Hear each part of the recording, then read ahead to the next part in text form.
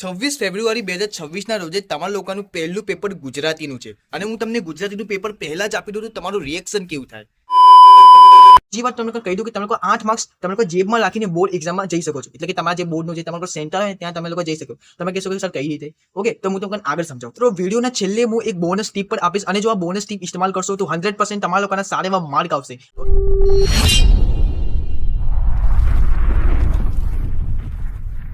તો વિદ્યાર્થી મિત્રો, આવતીકાલે તમારા લોકોને ગુજરાતીનું પેપર છે અને જો ગુજરાતીના પેપરમાં જો વધારે માર્ક મેળવવા માંગો છો અને સારા એવા માર્ક મેળવવા માંગો છો તો આ વિડીયો તમારા માટે છે.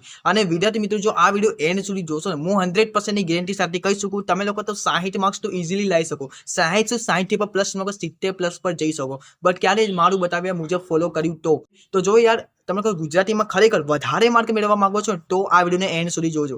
ઓકે, બાકી જે વિદ્યાર્થી મિત્રોને વિડીયો નહીં જોવો તો અહીંથી બંધ કરીને જઈ શકે છે, કંઈ વાંધો નહીં. તો જો ગુજરાતીની તૈયારી કઈ રીતે કરવી તે હું તમને સૌથી પહેલા બતાવી દઉં. ઓકે, જો ગુજરાતીની તૈયારી કરવી હોય તો તમને પણ ખબર હશે તમે લોકોને વિભાગ એ, વિભાગ બી અને વિભાગ સી અને વિભાગ ડી આવેલ છે. ઓકે, જેમાં વિભાગ એ તમે લોકોને પાઠના રિલેટેડ પ્રશ્ન હશે. ઓકે, અને વિભાગ બી તમે લોકોને કાવ્યના રિલેટેડ પ્રશ્ન હશે. તો બીજી વાત તમને કહી દઉં કે તમે લોકો 8 માર્ક્સ તમે લોકો જેબમાં રાખીને બોર્ડ એક્ઝામમાં જઈ શકો છો. એટલે કે તમારા જે બોર્ડનું જે તમારું સેન્ટર હોય ત્યાં તમે લોકો જઈ શકો. તમે કહેશો કે સર કઈ રીતે? ઓકે, તો હું તમને આગળ સમજાવું. તો જો યાર તમે લોકોને ખબર છે કે વિભાગ એ અને વિભાગ બી માં અનુક્રમણિકા પૂછાવતું હોય છે. એટલે કે ભાઈ લેખકનું નામ અથવા પાઠનું નામ, ઓકે, અથવા સાહિત્ય પ્રકાર પૂછાવતું હોય છે.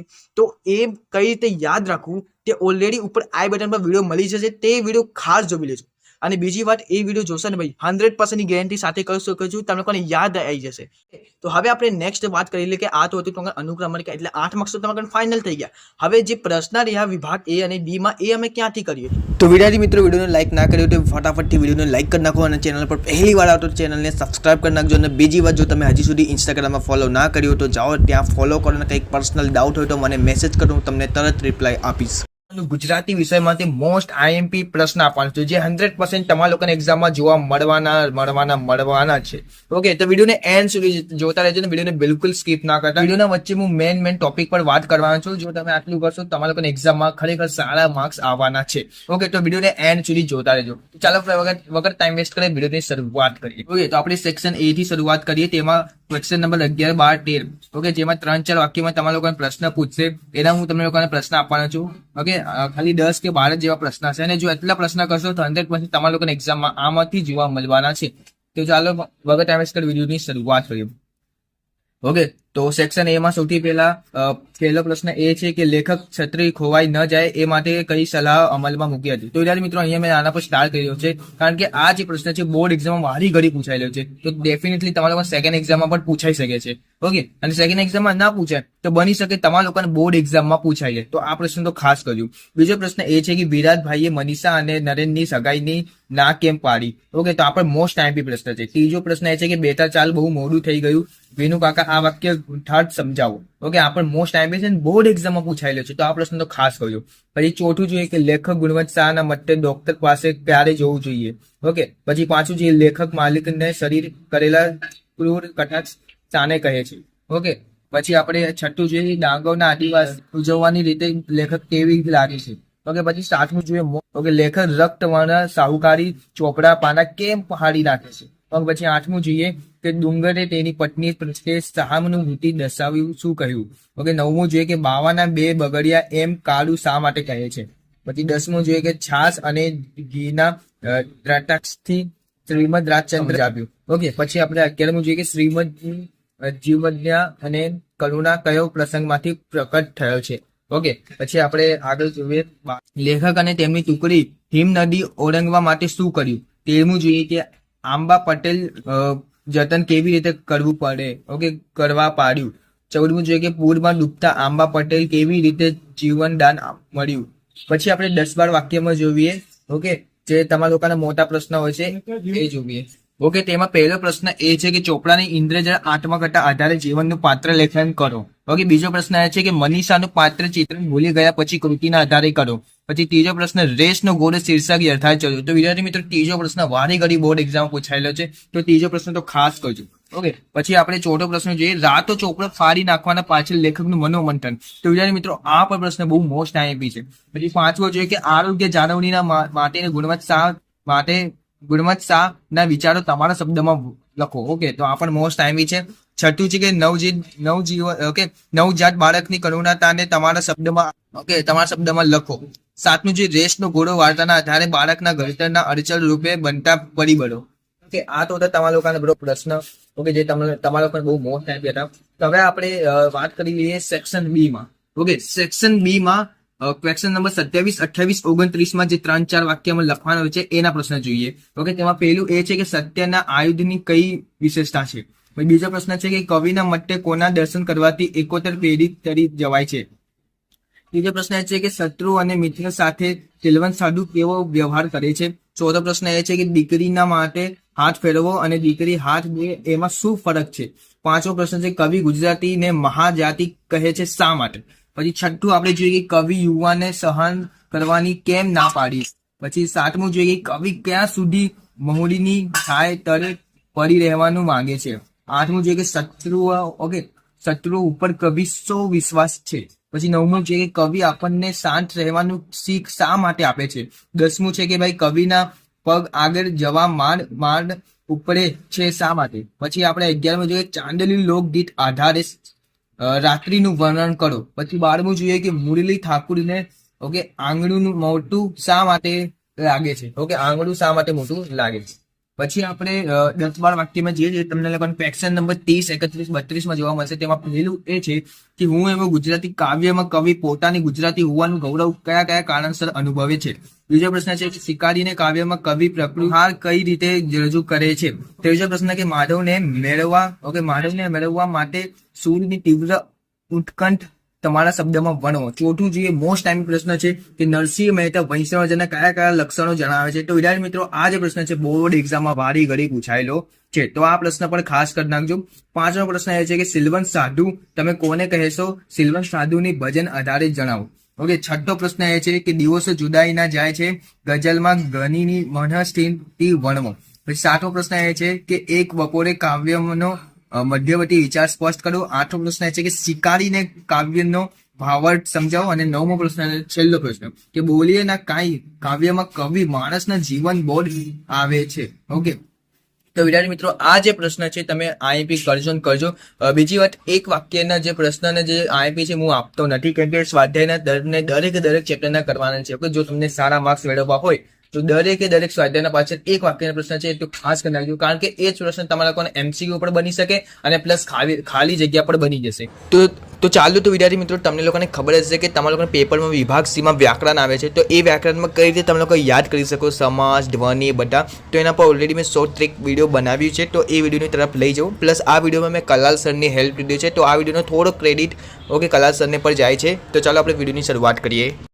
તો આપણે અત્યારે શોર્ટકટ શીખીશું સંધિની, સમાસની, કર્તરી કર્મણીની, છંદની, છંદ ઓળખવાનું, પ્રેરક વાક્ય બનાવવાના, પછી ક્રિયા વિશેષણ અને સંજ્ઞા, પછી પ્રત્યય, અલંકાર, આ બધાના શોર્ટકટ શીખવા જઈ રહ્યા છીએ. તો ચલો શરૂ કરીએ. ચલો તો દરેકની આપણે શોર્ટકટ એટલે કે શોર્ટ ટ્રીક જે આવે છે એ શીખીશું. બરાબર, આપણી જોડે ટોટલ 10 વસ્તુઓ છે, 10 માર્ક્સ જે છે જે આપણે અલગ રીતે મેળવવાના હોય છે. તો આપણે એના માટેની મહેનત શરૂ કરી દઈએ. શોર્ટકટ ટ્રીક, બરાબર, ગુજરાતી વ્યાકરણ. ચલો શરૂઆત કરીશું. કર્તરી અને કર્મણી અને પ્રેરક વાક્ય જે આવેલા હોય છે કે ભાઈ આ બંનેનું જોડકું આપેલું હોય છે અને તમારે વાક્ય ઓળખવાનું હોય છે અને આનું વાક્ય તમારે બનાવવાનું હોય છે. બરાબર, આ વાક્ય આપણે બનાવવાનું હોય છે. તો આ બંનેમાં આપણે વાક્ય ઓળખવાના હોય છે. ધારો કે ભાઈ તમે કઈ રીતે ઓળખશો કે વાક્ય કર્તરી છે કે કર્મણી છે. તો ક્રિયા કોણ કરે છે, તમારે સવાલ શું પૂછવાનો, ક્રિયા કોણ કરે એને કહેવાય કર્તા, એટલે કર્તરી રચના. એમ કર્તા જે હોય એટલે ક્રિયા કોણ કરે. તો કે મીનુએ ચોપડી ફાડી, તો સવાલ પૂછાય કે ભાઈ કોણે ચોપડી ફાડી, તો કે મીનુએ ચોપડી ફાડી. તો આ જે પહેલું વાક્ય છે એ શું છે, કર્તરી રચના છે. શું છે, કર્તરી રચના. બરાબર, પછી એટલે કે ભાઈ અહીંયા તમને ખબર પડી જાય કે ભાઈ પ્રશ્ન આપણે આ પ્રકારનો પ્રશ્ન કોણ, એવો સવાલ તમારે પૂછવો પડે કે આ કામ કોણે કર્યું, એવું તમે અંદર પૂછો એટલે તરત તમને ખબર પડી જાય કે આ જવાબ આવે. કેમ કે એની અંદર શું હોય, ઈરાદો હોય જ છે. એમ કર્તા મુખ્ય હોય એટલે કર્તરી વાક્ય કહેવાય. હવે ધારો કે બીજું એક વાક્ય છે કે મારાથી ગીત ગવાય છે. બરાબર, મારાથી ગીત ગવાય છે. તો અહીંયા શું લખેલું આવે, થી લખેલું આવે છે અને આના ઉપર ભાર મૂકે છે આ લોકો. શેના ઉપર, કર્મ ઉપર ભાર મૂકતા હોય એને કહેવાય કર્મણી. એમ મારાથી શું થઈ રહ્યું છે તો કે મારાથી ગીત ગવાઈ રહ્યું છે. બરાબર, હું ગીત નથી ગાતો. જો હું ગીત ગાતો હોઉં તો સવાલ કેવો આવે કે ભાઈ કોણ ગીત ગાય છે, પણ અહીંયા શું છે, મારાથી ગીત ગવાય છે. તો આપણાથી શું થઈ રહ્યું છે, ગીત ગવાઈ રહ્યું છે. તો આ વાક્યનું શું કહેવાય, કર્મણી. એટલે કોના ઉપર, કર્મ ઉપર ભાર મૂકેલો છે. બરાબર ને, એવું તો ના થાય ને કે ભાઈ ગીત જે છે એ કોનાથી ગવાય છે. કોનાથી આપણે એવો સવાલ નથી પૂછવાનો. કોનાથી એવો સવાલ આપણે નથી પૂછવાનો. આપણો સવાલ બે પ્રકારના છે. એક છે કોણ, એટલે કે આ ક્રિયા કોણે કરી, તો કર્તા. બરાબર, તો કર્તા એટલે કર્તરી વાક્ય રચના. અને બીજું કે ભાઈ તમારાથી જે બી છે આ ગીત કેવું, કે તો કોનાથી ગવાય છે, તો આ ગીત મારાથી ગવાય છે. તો ગીત ઉપર ભાર મૂકેલો છે એટલે આ શું છે, કર્મણી વાક્ય છે. ઓકે, આ રીતે આપણે ઓળખી જઈએ વાક્યને. તો અહીંયા થી લખેલું આવી જતું હોય એમ બી આપણને ખબર પડી જતી હોય છે. હવે ધારો કે રાજેશ ખાય છે, આવું એકદમ સિમ્પલ વાક્ય છે. રાજેશ ખાય છે, બરાબર, એને આપણે પ્રેરક બનાવવાનું. શું બનાવવાનું, પ્રેરક બનાવવાનું છે. તો આપણે શું કરવું પડે, જ્યારે બી તમારે એક સાદું વાક્ય આપેલું હોય, સાદું વાક્ય આપીને તમે એનું પ્રેરક બનાવો, તો પ્રેરક બનાવતી વખતે ક્રિયાની પ્રેરણા આપવાની હોય. શું આપવાની, પ્રેરણા. એટલે સર આવું બધું નહીં ખબર પડતી. તો શું કરવાનું, તો રાજેશ ખાય છે આ વાક્યની અંદર તમારે એક બીજો માણસ બોલાવવાનો, બહારથી બીજો માણસ બોલાવવાનો. તો કાકા બોલાયા અહીંયા આગળ. કયા કાકા બોલાયા, સંજુ કાકાને બોલાયા આપણે. તો સંજુ કાકા રાજેશને ખવડાવે છે. બરાબર, રાજેશ લખ્યું, એને પાછળ લખવાનું ને, અને આગળ એક બીજા કાકા અથવા કાકી કોઈને બી બોલાવી દેવાના. તો સંજુ કાકા રાજેશને ખાયની જગ્યાએ ખવડાવે છે. બરાબર, અહીંયા આગળ અમુક નિયમો લખેલા છે કે ભાઈ કર્તરીમાંથી કર્મણી ફેરવતા હોઈએ તો આપણે ફેરવવાનું તો આપણે આવતું નથી. આપણે ફેરવવાનું કે આવતું જ નથી. એમ ખાલી આપણે આ કર્તરીમાંથી પ્રેરક બનાવવામાં આવતું હોય છે તો નવો કર્તા તમારે ઉમેરવો પડે. કર્તાની પાછળ તમારે ને અથવા પાસે મૂકવાનું આવતું હોય છે. અહીંયા આગળ ને અથવા પાસે, તો જો આપણે અહીંયા ને લખ્યું હતું, ને સંજુ કાકા રાજેશ ને ખવડાવે છે. અહીંયા શું હતું, રાજેશ ખાય છે. બરાબર, આ નવો કર્તા અંદર ઉમેરાઈ ગયો અને આણે આની જોડે ક્રિયા કરાવડાવી. એટલે કે સંજુ કાકા રાજેશને ખાયની જગ્યાએ ખવડાવે છે. બરાબર, આવા બીજા વાક્યો હોય તો પ્રેક્ટિસ કરો તમે, તો તમને ચોક્કસ આવડી જશે. ચલો હવે આગળ વધીએ. અને જોડે જોડે અહીંયા આગળ અમુક નિયમો બી છે જે તમે ઉપરનું શીખવા માટે વાંચી પણ શકો છો. બરાબર, તો એ પણ તમને ઉપયોગી છે, શાંતિથી તમે વાંચી શકો છો.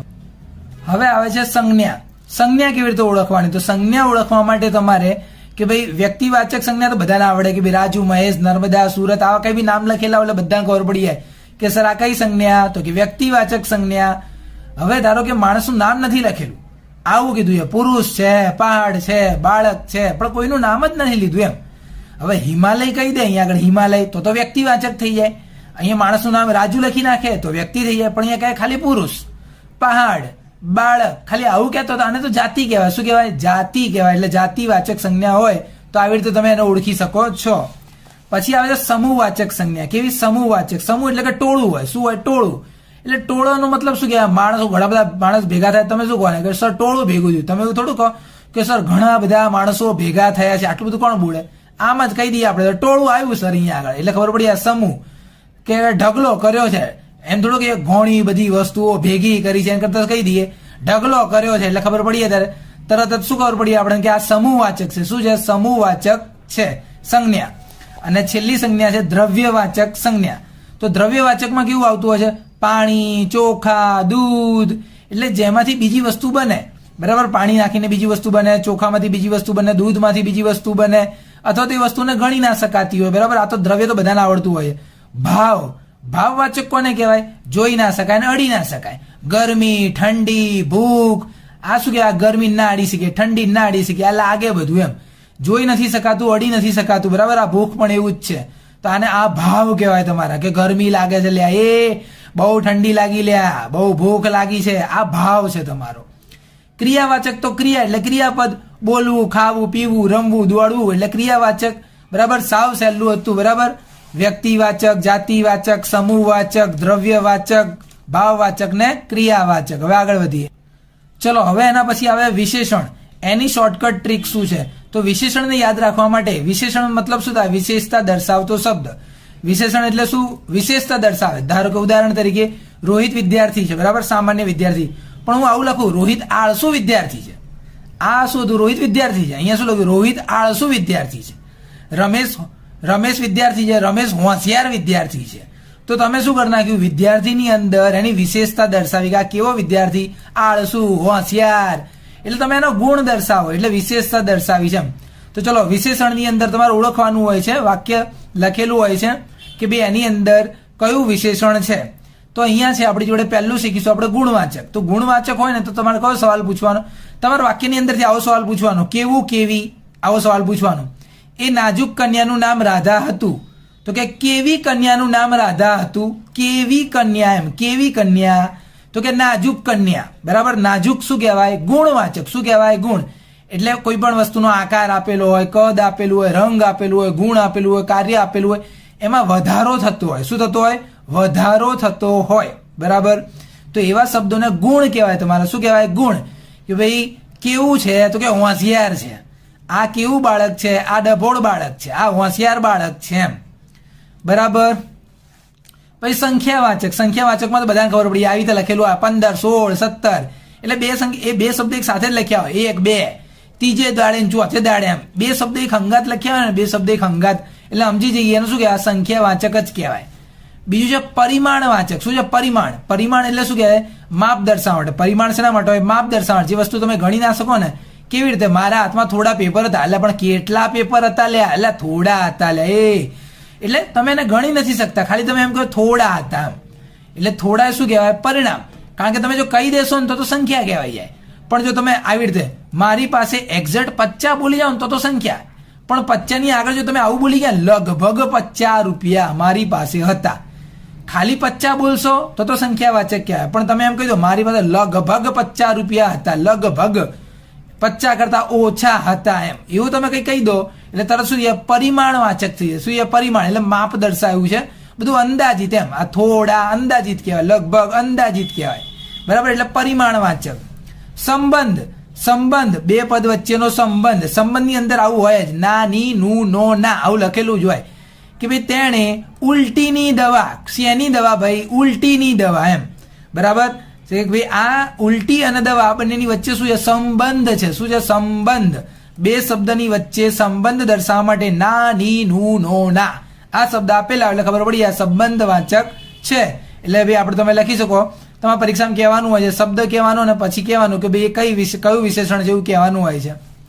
પછી આ નહીં આવતું હતું, આ તો ખાલી લખ્યું છે અહીંયા આગળ, સાર્વનામિક વિશેષણ આવતું હતું નથી કે ભાઈ આ સંજ્ઞા હોય એના અંદર એ સંજ્ઞા વિશે માહિતી આપેલી હોય છે, પણ આપણે આ નહીં આવતું હતું, આપણે આ 4 જ આવતા હોય છે. બરાબર, ગુણ દર્શાવે. ગુણ કે ભાઈ કેવો હતો, હોશિયાર હતો, ડભોળ હતો, કેવો હતો, એમ.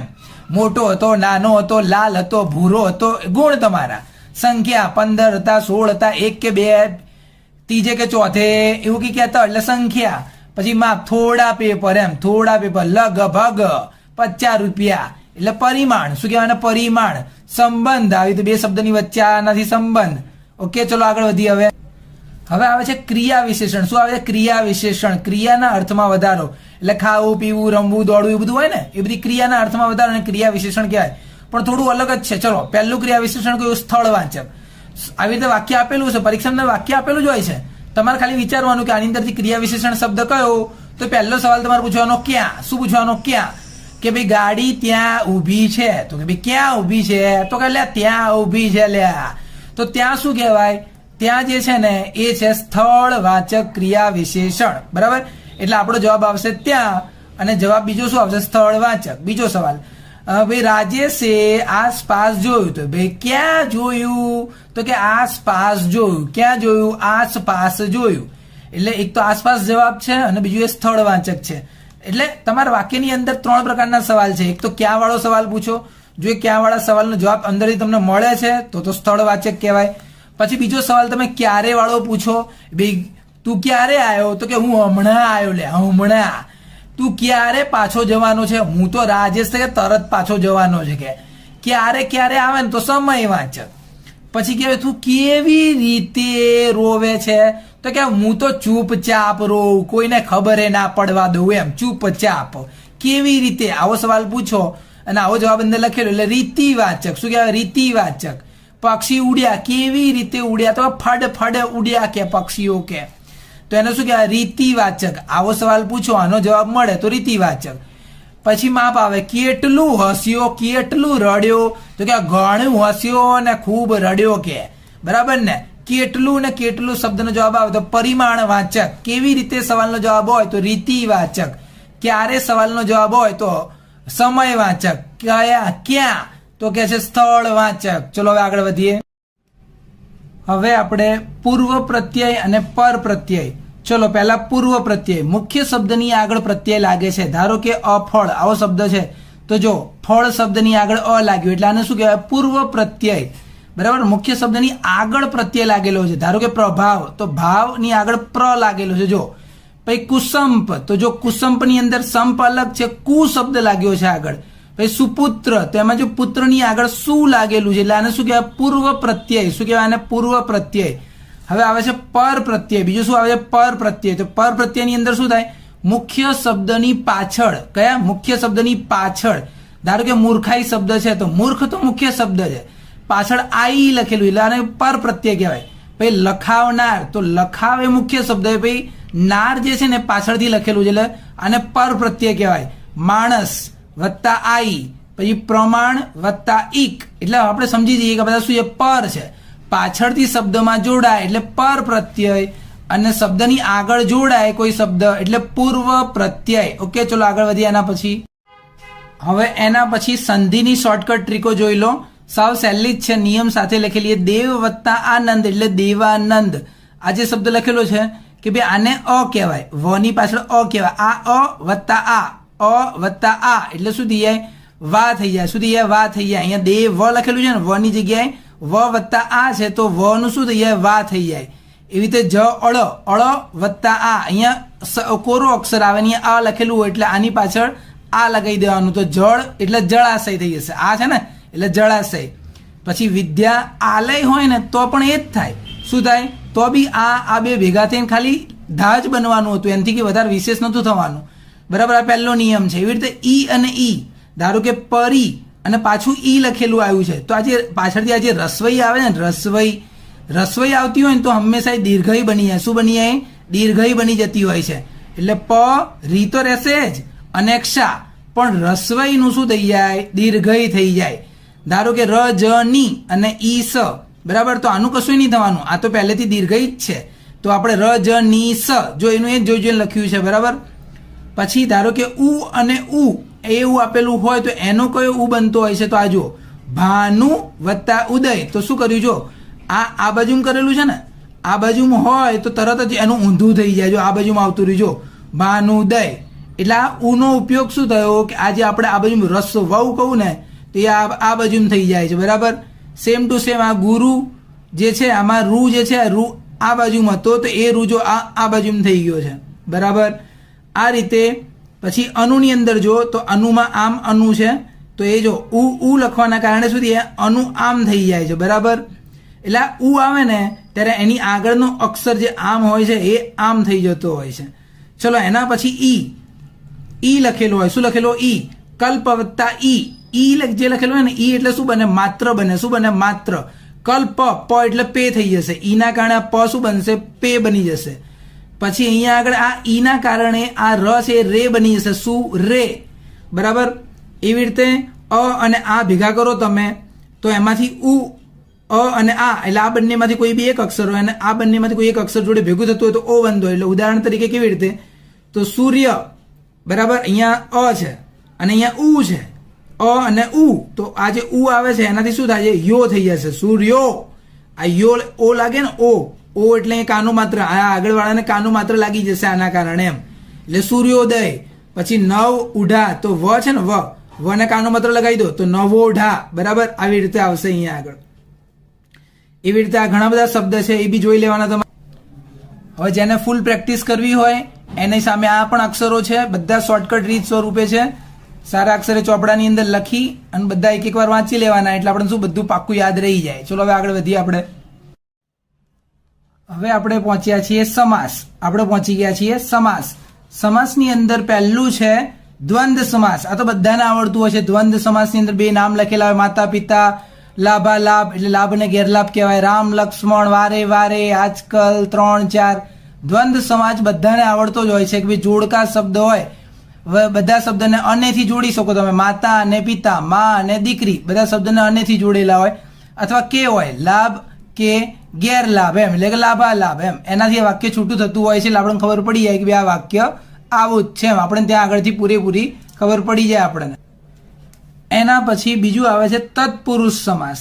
તત્પુરુષને આપણે કેવી રીતે યાદ રાખીશું? તો તત્પુરુષ જે હોય છે એ છૂટું પાડીએ ને, તત્પુરુષની અંદર જે બી શબ્દ હોય ને તમે છૂટું પાડો ને તો નો, ની, નું, ના આવો શબ્દ આવતો હોય છે, એટલે કે થી અને વડે. એટલે કે ધારો કે ઉદાહરણ તરીકે આપણી જોડે છે ઈશ્વર નિર્મિત, બરાબર, આવો શબ્દ છે, તો આને છૂટું પાડો તમે તો શું આવે? ઈશ્વર એક અલગ શબ્દ, નિર્મિત અલગ શબ્દ, ઈશ્વર થી નિર્મિત, બરાબર ને, અહીંયા થી લગાવવો પડે તમારે થી, અથવા આના વડે ઇન્દ્ર ની ઝાડ, જો વચ્ચે નહીં આવી ગયો ને, ઇન્દ્ર ની ઝાડ, પ્રભુનું ભજન, હૃદય નો રોગ, એટલે નો, ની, નું, ના આવો શબ્દ વચ્ચે આવતો હોય, જોડાતો હોય તો શું કહેવાય? તત્પુરુષ કહેવાય. શું કહેવાય? તત્પુરુષ. પછી મધ્યમ પદલોપી, મધ્યમ એટલે વચ્ચે, મધ્યમ એટલે શું કહેવાય? વચ્ચેનું પદ, વચ્ચેનું પદ ગાયબ થયેલું છે. ધારો કે વર્તમાન પત્ર, તો વર્તમાન, વર્તમાન આપનાર પત્ર એટલે વર્તમાન પત્ર. અગરબત્તી, તો કે અગરમાંથી બનાવેલી બત્તી. પછી મચ્છરદાની, તો મચ્છરથી બચવા માટેની દાની એટલે મચ્છરદાની, બરાબર. એટલે વચ્ચે બહુ મોટો શબ્દ છે એમ. આના જેવું નહીં, આમાં તો કેવું હતું, ખાલી નો, ની, નું, ના જોડી કાઢો એટલે તત્પુરુષ બની જતો હતો. પણ આની અંદર તો આપનાર ને બનનાર ને બચાવનાર ને આવા મોટા મોટા શબ્દ જોડવા પડે છે, ત્યારે જઈને આવા શબ્દ બનતા હોય છે. બીજા બે શબ્દ પણ છે. એવી રીતે આવે છે ઉપપદ. શું આવે છે? ઉપપદ. તો ઉપપદ જે છે, જે શબ્દ તમે છૂટું પાડો ને છેલ્લે તમારો નાર, નારી, નારું આવું શબ્દ આવે. ધારો કે મનોહર, તો શું કહેવાય? જો હર આવી ગયું ને લખેલું, આપણે નાર, નારી, નારું, મનોહર, તો મનને હરી લેનાર, મનને હરી લેનાર શું કહેવાય? મનોહર. પગરખા, પગમાં પહેરનાર. માનવભક્ષી, શોષણખોર, મૂર્ખાઈ ભરું, આ બધા શબ્દો શેના છે? ઉપપદના છે ને. ઉપપદ, તો ઉપપદને આપણે કેવી રીતે ઓળખીશું? જેની અંદર તમે શબ્દને જો છૂટો પાડો, ધારો કે આપણે આ શબ્દને છૂટો પાડીએ છીએ, તો આપણે આ શબ્દને જ્યારે છૂટો પાડીએ ત્યારે શબ્દમાં છેલ્લે કયો શબ્દ આવે? નાર, નારી, નારું આવા શબ્દ અલગ પડતા હોય એની અંદરથી, તો એને કહેવાય ઉપપદ. પછી કર્મધાર્ય, તો જે શબ્દ છૂટું જ ના પડતું હોય, શું છૂટું ના પડતું હોય? છૂટું પડે તો રૂપી, અથવા તો એવો, જેવો, અથવા તો મહા લખેલું હોય તો સમજી જવાનું કર્મધાર્ય જ કહેવાય. શું કહેવાય? કર્મધાર્ય.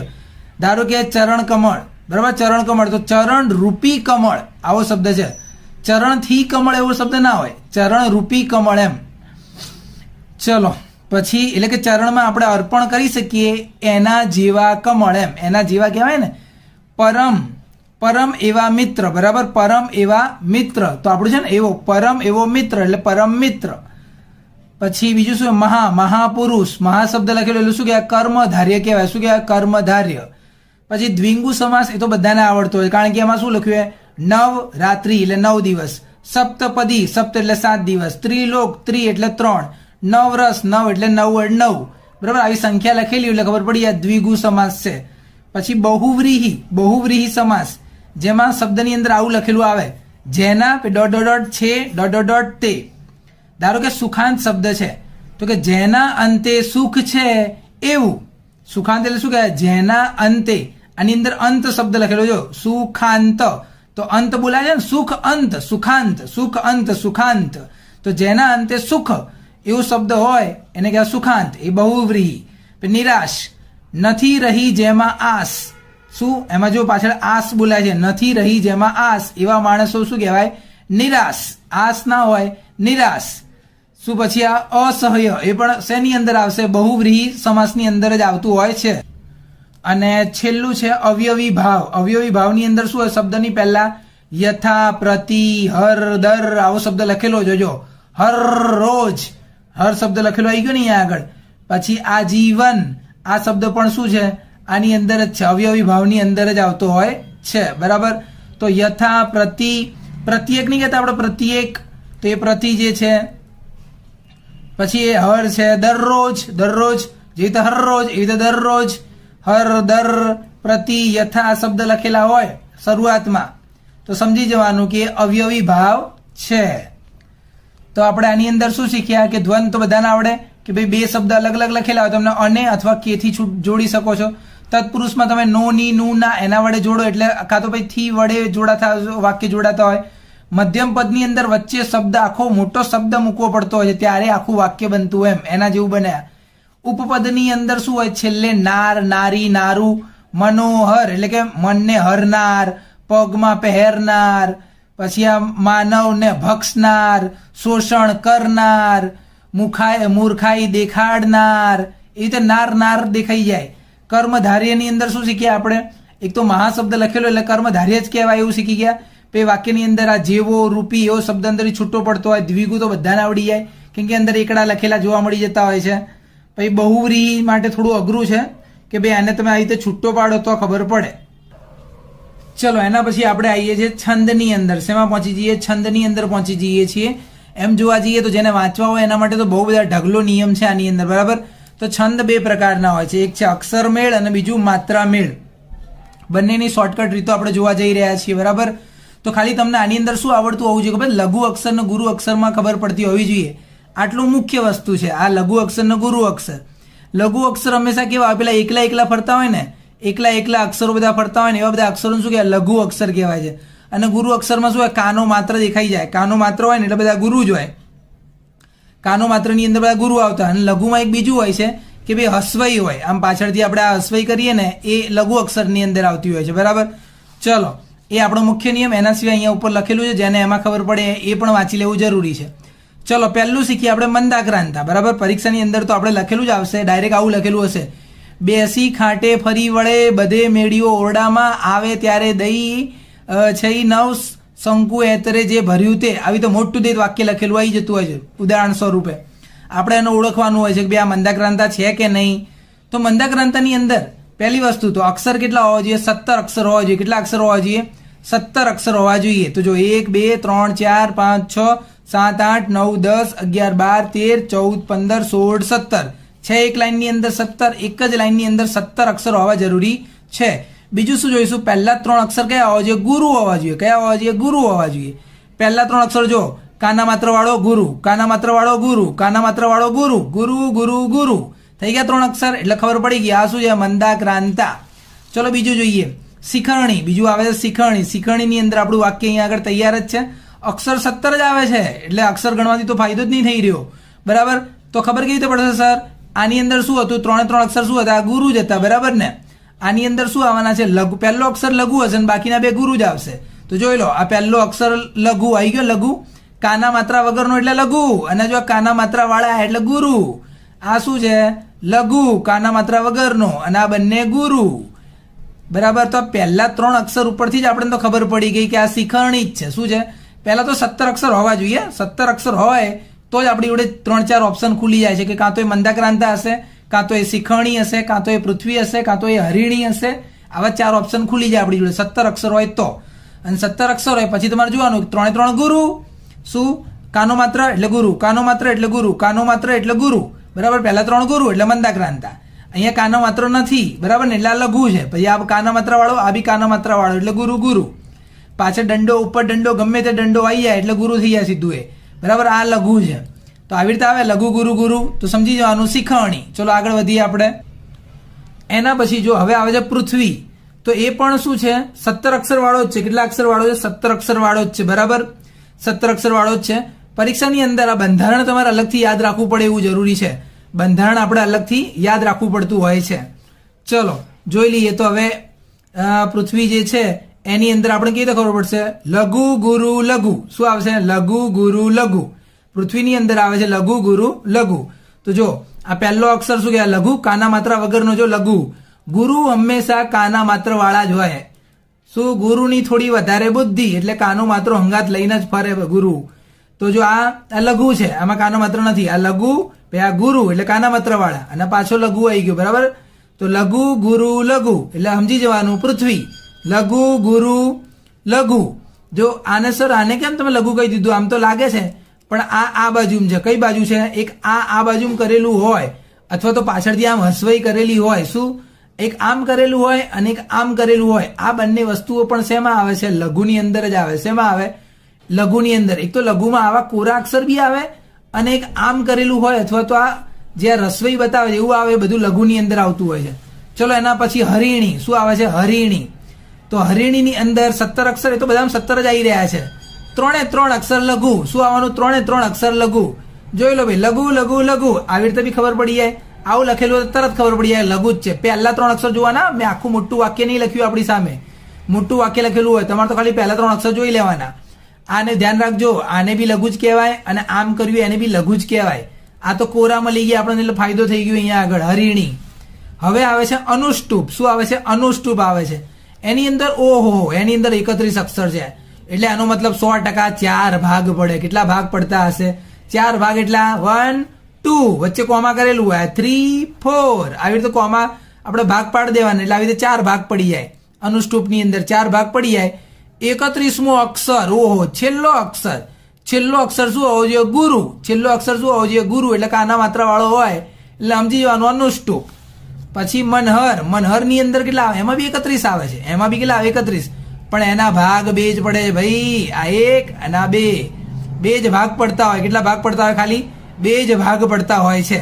અથવા તો એક જ લાઈન લખી હોય, એક જ લાઈન વચ્ચે કોમા કરી દીધું હોય, બીજું આવી બીજી લાઈન જ ના હોય. બરાબર. અહીંયા ઘણા બધા હોય ને અહીંયા ઘણા બધા અક્ષર, બધા સરવાળો કરો ટોટલ 31 અક્ષર થઈ જતા હોય. તો 31મો અક્ષર આમાં કયો હોય છે? ગુરુ. આમાં બી 31મો અક્ષર કયો છે? ગુરુ. પણ આમાં 2 ભાગ છે. મનહરમાં ખાલી 2 જ ભાગ પડે અને છેલ્લો અક્ષર ગુરુ એટલે મનહર. અને 4 ભાગ આવી રીતે પડતા હોય અને છેલ્લો અક્ષર ગુરુ તો અનુષ્ટુપ. પછી જુઓ, આ તો સ્પેશિયલ છે.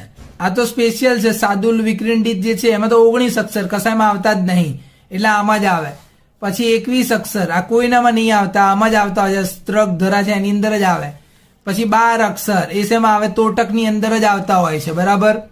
પછી યાદ રાખવા માટેની શોર્ટ ટ્રીક આવી છે આપણી સામે કે ભાઈ આ મંદક્રાંતાની અંદર જો 3 ગુરુ હતા. પછી આને આપણે આવી રીતે યાદ રાખશું. બધાને કેવી રીતે યાદ રાખશો? મહર્ષિ પૃથ્વી આવી રીતે યાદ રાખવાનું. મહર્ષિ પૃથ્વી અનુમનુ શાસ્ત્રતો. શું? શાસ્ત્રતો.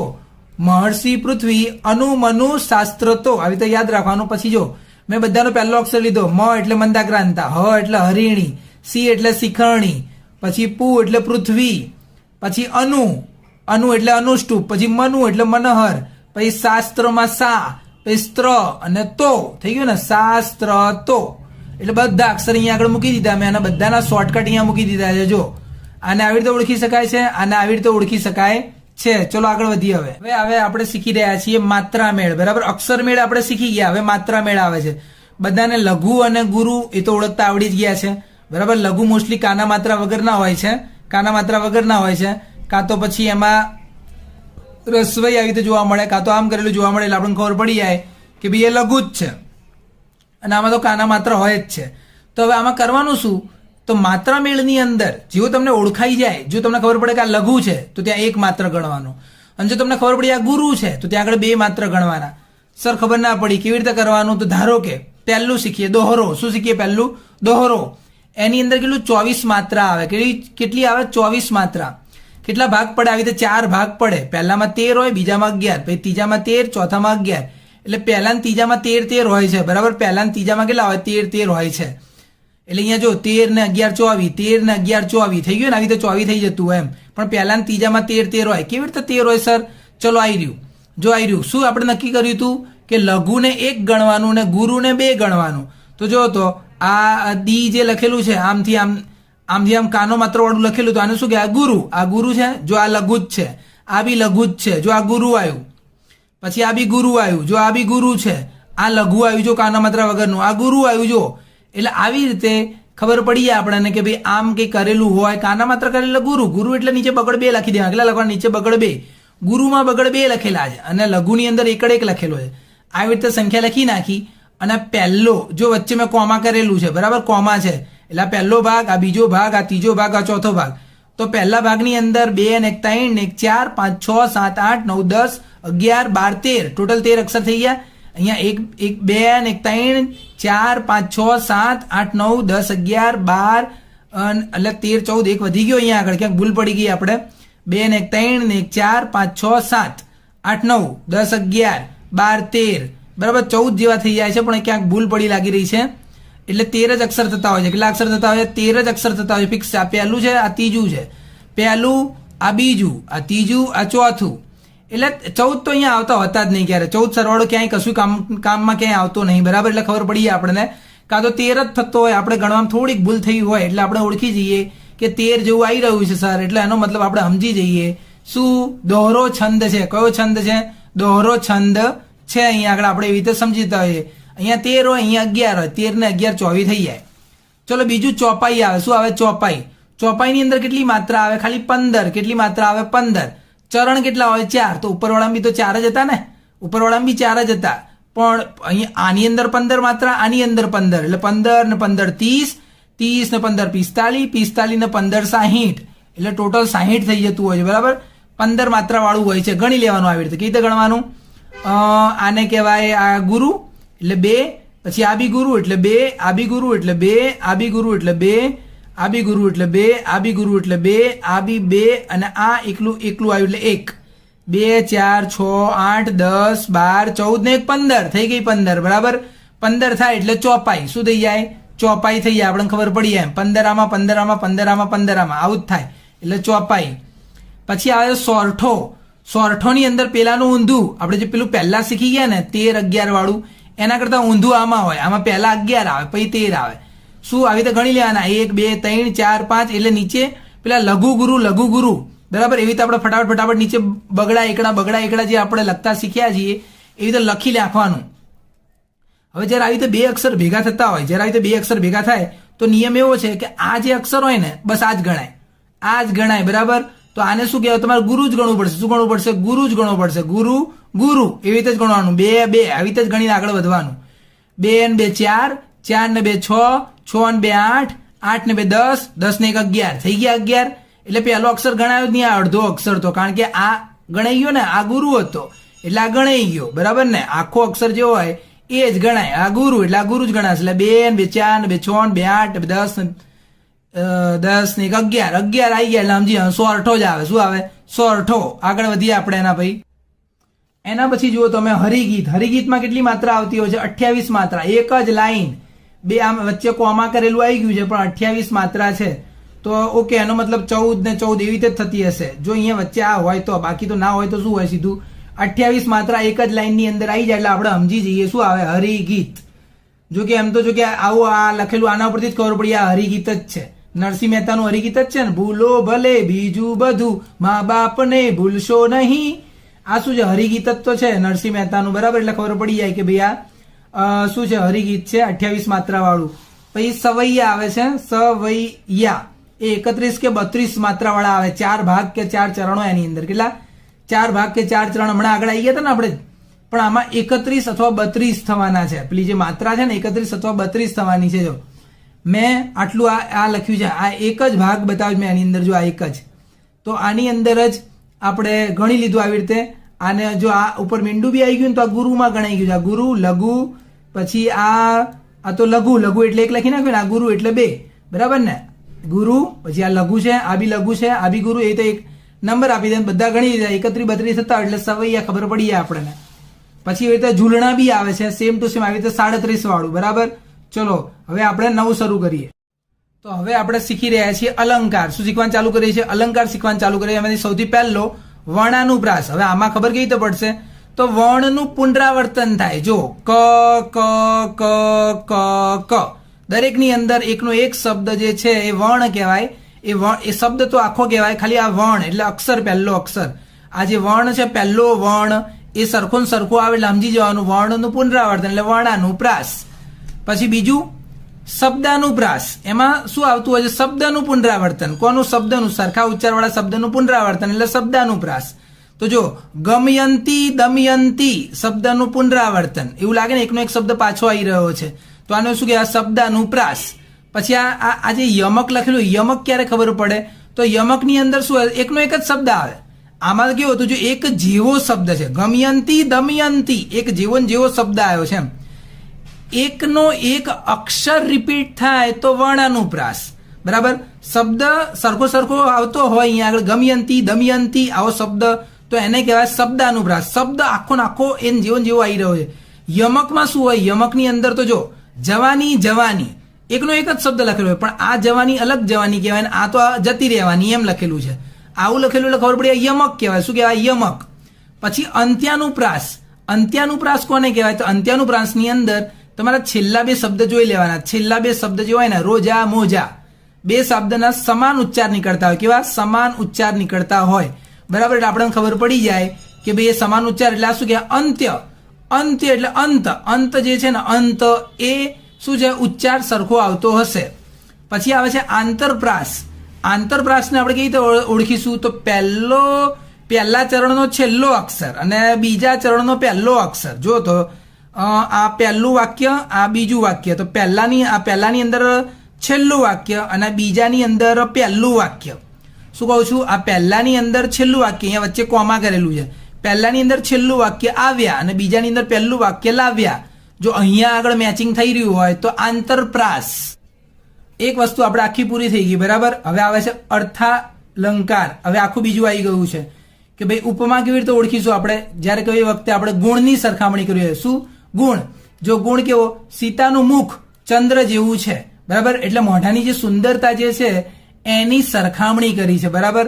તો સરખામણી કરી છે. હાથ કઠણ લાકડા જેવા છે, તો હાથની સરખામણી લાકડા જોડે કરી છે કઠણ શબ્દ વાપરીને. એટલે કે જેવું, જેવો, જેવું લખ્યું એ સરખામણી કરી. સરખામણી કરી એટલે કયો અલંકાર? ઉપમા. ઉપમા આપી તમે એમ. આને આની ઉપમા આપી એવું કહેવાય છે એમ. પછી બીજું ઉત્પ્રેક્ષા. ઉત્પ્રેક્ષા એટલે જાણે, રાખે, શકે એવો શબ્દ લખેલો હોય એની અંદર એમ. પાર્વતીનું મુખ જાણે પૂનમનો ચંદ્ર, હૈયું જાણે હિમાલય. એવું નહીં લાગતું આ શબ્દ અધૂરા શબ્દ હોય, વાક્ય જ પૂરું નહીં થતું ને? આમાં તો જો, આમાં તો વાક્ય પૂરું બી થાય છે, વ્યવસ્થિત વાક્ય પૂરું થાય છે. ઉપમાની અંદર વાક્ય પૂરું બી થતું હોય. સરખામણી કરે છે લોકો, પણ વાક્ય પૂરું કરે છે. આની અંદર બી સરખામણી છે. જો પાર્વતીનું મુખ જાણે પૂનમનો ચંદ્ર, સરખામણી જ કરી પણ વાક્ય પૂરું નહીં કર્યું એમ. એવું લાગે છે એવું કશું ના કીધું. હૈયું જાણે હિમાલય, વાક્ય પૂરું જ નહીં કરતા લોકો, ખાલી જાણે. જો આમાં બી જાણે લખ્યું, જાણે, જાણે, રાખે, શકે. એટલે ઉત્પ્રેક્ષા. કયો અલંકાર? ઉત્પ્રેક્ષા અલંકાર. પછી આવે છે રૂપક. રૂપકની અંદર શું આવે? રૂપક એક રૂપ. શું આવે? એક રૂપ. બપોર એ મોટું શિકારી કૂતરું છે. જો બપોર જે છે એને આ લોકો શું કહે છે? શિકારી કૂતરું કહે છે. શું કહે? શિકારી કૂતરું. એટલે જ્યારે તમે કોઈ શબ્દને આવી રીતે તમે એનું રૂપ આપી દીધું છે એમ. બરાબર? બપોર એટલી ગરમી હોય ને તો કે પેલું શિકારી કૂતરું એના જેવી બપોર કહેવાય. તો તમે એને એક રૂપ આપ્યું. બરાબર? એક રૂપ કરી નાખ્યું એટલે રૂપક કહેવાય. દુઃખ. દુઃખ માટે કીધું ઝીણા ઝાડ. દુઃખના ઝાડ કેવા? ઝીણા ઝાડ. દુઃખના ઉગ્યા છે ઝીણા ઝાડ. તો દુઃખ શબ્દને ઝીણા ઝાડ કીધું છે અહીંયા આગળ. બરાબર? એટલે કેવાય એક રૂપ આપ્યું છે એ લોકોએ. તો આ રૂપક છે. પછી આવે વ્યતિરેક. વ્યતિરેકમાં હંમેશા શું ચડિયાતું જ બતાવતા હોય. શું બતાવે? ચડિયાતું જ. રમેશની વાણી તો કે છે અમૃત થી મીઠી. અમૃત ઓલરેડી મીઠું જ હોય, પણ આ લોકો થી એ લખ્યું. થી અમૃત થી મીઠી. ભાઈ આ તો મીઠો જ છે. શું છે? આ મીઠો છે અહીંયા આગળ. એનું શરીર તો ફૂલ થી હલકું છે. આ હલકો લાગે છે એમ. અહીંયા જે છે ને ફૂલ થી લખેલું એટલે આપણે સમજી જઈએ. વ્યતિરેક. શું કે? વ્યતિરેક. અનન્વય એટલે સરખું. માં તે માં, બીજા બધા વગડાના વા એટલે માં તે માં. એકનું એક જ લખેલું આવે. માં. ગાંધીજી એટલે ગાંધીજી. ગાંધીજી ગાંધીજી એકનું એક જ લખેલું આવે એટલે અનન્વય. એકનું એક જ લખેલું એટલે અનન્વય. બરાબર? થી લખેલું હોય એટલે વ્યતિરેક. વધારે પડતું બતાવે. આ નથી, આ હોશિયાર જ છે વધારે એવું બતાવે એટલે આપણે શું કહેવાય? વ્યતિરેક. હવે આવે શ્લેષમ. શ્લેષમમાં એક જ શબ્દના બે અર્થ હોય. શું? એક જ શબ્દના કેટલા અર્થ? બે અર્થ. તમે પસંદ કરેલું પાત્ર પાણી વિનાનું છે. અહીંયા આગળ પાત્ર એટલે આ લોકો કોની વાત કરે? માણસની વાત કરી નાખી. અને પાત્ર એટલે તો બધાને ખબર, પેલું પાણી પીવડાવવા માટે હોય, એવું કઈ બી પીવડાવવા માટે પાત્ર આવતું હોય છે. તો પાત્ર એટલે તો વ્યક્તિ થતું હોય છે. પણ અહીંયા આગળ એ એક શબ્દના બે અર્થ આપણી સામે આવી ગયા. કોઈ કહે વર્ષા તારી રાહ જોવે તો વર્ષાના બે અર્થ થઈ ગયા. વર્ષા એટલે વરસાદ બી કહેવાય, કોઈનું નામ બી કહેવાય છે. બરાબર? તો આને શું કહેવાય? શ્લેષમ. શ્લેષમ એટલે શું? એક જ શબ્દના બે અર્થ તમને જોવા મળતા હોય છે અંદર. વ્યાજ સ્તુતિ. વ્યાજ સ્તુતિ એટલે શું થતું હોય? વ્યાજ સ્તુતિની અંદર નિંદા દ્વારા વખાણ કરો તો વખાણ દ્વારા તમે નિંદા કરી નાખો કોઈની. શું? તમારી બહાદુરી. એક તરફ શું કે તમને બહાદુર કહે છે અને ઉંદર જોઈને નાઠા તમે. હવે ઉંદર જોઈને ભાગ્યા એ બહાદુરી કહેવાતી હશે? પહેલા કીધું તમે બહાદુર છો, તમે ઉંદર જોઈને ભાગી ગયા. એક બાજુ તમારા વખાણ કર્યા તો બીજી બાજુ તમારું નિંદા કરી નાખી. છગન માય કાંગલો નથી, પાપડ તોડ પહેલવાન છે. એટલે એક બાજુ તો કહે છે માય કાંગલો નહીં, બીજી બાજુ શું કે પાપડ તોડી નાખે એવો છે. એટલે વખાણ કર્યા કે નહીં કર્યા એ જ ખબર નહીં પડતી. આવું કે એટલે સમજી જવાનું. વ્યાજ સ્તુતિ. શું કહેવાય? વ્યાજ સ્તુતિ. પછી આ સજીવારોપણ. સજીવારોપણ એટલે શું થતું હોય છે? કોઈ નિર્જીવ વસ્તુની અંદર સજીવ વસ્તુ બતાવી દે આ લોકો. જો પથ્થર થરથર ધ્રુજે, પથ્થર થોડો ધ્રુજે, માણસ ધ્રુજતા હોય, પણ અહીંયા આ લોકો પથ્થરને સજીવ બતાવી દીધો એટલે સજીવ બતાવ્યું એટલે સજીવારોપણ. સૂરજ વાદળાની પાછળ સંતાકુકડી એટલે ભાઈ માણસ હોય તો સંતાકુકડી રમે ને, સૂરજને આ લોકોએ સંતાકુકડી રમાડી દીધો અહીંયા આગળ. તો સૂરજને આ લોકોએ સજીવ બતાવ્યો છે, એટલે સજીવારોપણ છે. પછી દ્રષ્ટાંત, એક વસ્તુની બીજી વસ્તુ સાથે પ્રતિબિંબની સરખામણી. વડ જેવા ટેટા અને બાપ જેવા બેટા. જો વડ જેવા ટેટા અને બાપ જેવા બેટા, આ દ્રષ્ટાંત ઉદાહરણ આપ્યું. માં વિના સૂનો સંસાર ને ગોળ વિના મોળો કંસાર. સરખામણી કરી, બરાબર ને, એક વસ્તુની બીજી વસ્તુ સાથે પ્રતિબિંબ આપીને સરખામણી કરી અને દ્રષ્ટાંત અલંકાર. અતિશયોક્તિ, અમે ખોબો ભરીને એટલું હસ્યા કે કૂવો ભરીને રડી પડ્યા. બોલો, એક બાજુ તો એ લોકો કહે છે અમે ખોબો ભરીને હસ્યા અને બીજી બાજુ કે કૂવો ભરીને રડી ગયા. રમેશની આંખોમાંથી શ્રાવણ ભાદરવો વહેવા લાગ્યો. આને શું કહેવાય? વધારે પડતું, કોઈ વસ્તુને વધારે અતિશયોક્તિ બતાવી છે એમ. આટલું કર્યું તો સામે આટલું કર્યું એમ, વધારે પડતું બતાવ્યું. એને શું કહેવાય? અતિશયોક્તિ. ઓકે, તો અહીંયા આગળ આપણું આ અલંકાર, અર્થાલંકાર પણ પૂરું થઈ ગયું છે. આપણે એક બાકી રહી ગયું હતું, વિરોધાભાસ વાળું નતું આવ્યું. વિરોધાભાસ, દેખી રીતે સત્ય ન લાગે પણ શબ્દોમાં સત્ય છુપાયેલું હોય. કેવી રીતે? વાંચો તો, ફૂલડા ડૂબી જાય છે પણ પથ્થર તરી જાય છે. એવું લાગે જાણે સર ગપ્પા માર્યા લાગે, ફૂલડા ડૂબી જાય ને પથ્થર તરી જાય. તો આ માણસ જોડે સરખામણી કરી છે કે ફૂલ જેવા માણસો જે હોય છે ને એ હંમેશા ડૂબી જાય, પણ પથ્થર જેવા માણસો હોય ને એ જીવનની અંદર આગળ વધી જાય. જોયું કેવી સરખામણી કરી નાખી આ લોકોએ. વિરોધાભાસ, એક પ્રકારનો વિરોધા બતાવી દો કે ફૂલડા ડૂબી જાય ને પથ્થર તરી જાય, વિરોધ બતાવે એટલે વિરોધાભાસ. પછી આ અપનનુતિ જે છે એ એમ તો જો કે અપહનુતિ જે છે એ મોસ્ટલી જોવા નહીં મળતું હતું, પણ તમે વાંચી લો અહીંયા આગળથી, બરાબર, એટલે આવડી જશે આપણને. ત્યાં સુધી આપણે વિભાગ એ જોવ્યું, પછી બી પર જોઈ લીધું અને સી પર જોઈ લીધું, રાઈટ. તો હવે આપણે વિભાગ ડી તરફ જોઈએ. તો વિદ્યાર્થી મિત્રો, વિભાગ ડીમાં મને જ્યાં સુધી લાગે છે ત્યાં તમને આઈએમપીની કાં તો કંઈક વધારે વાંચવાની જરૂર નથી. ઓકે, કારણ કે જો આમાં એક અર્થ વિસ્તાર છે, રાઈટ. ઓકે, અર્થ વિસ્તાર. પછી આપણે નીચેની તરફ જોઈએ તો અહીંયા છે એક અહેવાલ. ઓકે, તો આ બધું તમને લોકોને આવડવું જોઈએ. ઓકે, તમારા લોકોને સરે તમને શીખવાડ્યું હશે, અને જો નહીં આવડતું હશે તો તમે યુટ્યુબ પર સર્ચ કરજો. ઓકે, ઓલરેડી વિડીયો મળી જશે. ઓકે, પછી નીચેની તરફ જોઈએ તો અહીંયા જોઈ શકો છો ફ્રેન્ડ કે અહીંયા તમને લોકોને મળશે શીર્ષક. ઓકે, તો અહીંયા તમને લોકોને શીર્ષક મળશે, રાઈટ. તો આ શીર્ષક પર બહુ ઇઝી હોય છે, તમને લોકોને કદાચ ખબર હશે, કેમ કે અહીંયા જો આ બાજુ શીર્ષક છે. ઓકે, આ આટલું મોટું હોય છે, તેને તમને ખાલી શોર્ટમાં લખવાનું હોય છે. ઓકે, આઈ હોપ તમને લોકોને આવડતું હશે, રાઈટ. હવે આપણે નીચે જોઈએ તો નીચે જો તમારા લોકોને નિબંધ છે જે તમને 250 શબ્દમાં લખવાનો હોય છે. હવે જો આટલું બધું વસ્તુ છે, ઓકે, વિભાગ ડીમાં, તો આમાંથી તો મેક્સિમમ ચીજ મને લાગે છે કે ભાઈ તમને લોકોને આવડતું જ હશે. ઓકે, 20 માર્ક્સનું છે, તો ડેફિનેટલી જો તમે કંઈ પણ વાંચ્યું નહીં હશે બટ થોડું ઘણું આવડતું હશે તો પણ તમે લોકોને આરામથી 15 માર્ક્સ આવી જશે, આરામથી. ઓકે, હવે જો આમાં ગુજરાતીમાં 100માંથી 100 માર્ક્સ લાવવા થોડું ખાડે છે, કારણ કે ગુજરાતીનું જે પેપર છે તે બહુ ખતરનાક રીતે ચેક થાય છે. ઓકે, ઘણી વખત શું થાય કે બ્રો કે ખાલી માત્ર ના કર્યું તો પણ માર્ક્સ આપી લે. ઓકે, બટ મેં અત્યાર સુધી તમને જે પણ ટ્રીક કીધું, ઓકે, સ્ટાર્ટિંગથી લઈને એન્ડિંગ સુધી, જેમ કે પહેલાં મેં અનુક્રમણિકાની ટ્રીક આપી હતી વિડીયોના વચ્ચે, પ્લસ આઈએમપી આપ્યા હતા, રાઈટ. અને ત્રીજી વસ્તુમાં મેં તમને વ્યાકરણ શીખવાડ્યું છે. ઓકે, વ્યાકરણ શીખવાડ્યું હતું. ઓકે, અને આ સેક્શન ડીમાં પણ મેં તમને લોકોને કહી દીધું કે શું કરવાનું છે, શું નહીં કરવાનું. ઓકે, નિબંધ તો તમને લોકોને કંઈ આઈએમપીની ખાસ જરૂર નથી, કેમ કે જો નિબંધ કેવો પૂછાય છે કે આધુનિક યુગનો મહાદૂષણ પ્રદૂષણ. ઓકે, પછી મારું વતન પ્યારું વતન. ઓકે, આવી રીતના હોય છે. આ બધામાં 3-4 પન્ના ભર દેવાના નિબંધમાં. 8માંથી તો મિનિમમ 6-7 તો, ઓકે, 5-6 તો આરામથી આવી જાય, આરામથી. ઓકે, પછી અર્થ વિસ્તાર. ઓકે, અર્થ વિસ્તાર પર તમને લોકોને શીખવું પડશે.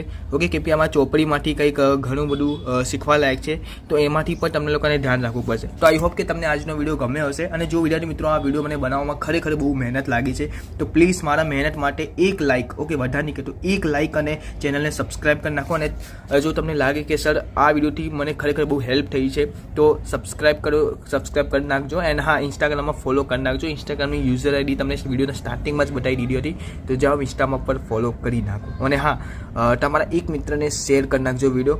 ઓકે, જો તમને ગમ્યો હોય, ઓકે, જો તમને આ વિડીયો ગમ્યો હોય તો જ શેર કરજો, બાકી અધરવાઇઝ નહીં કરજો શેર. ઓકે, કેમ કે બહુ મહેનત લાગી છે વિડીયો બનાવવામાં. તો thank you very much this video for watching.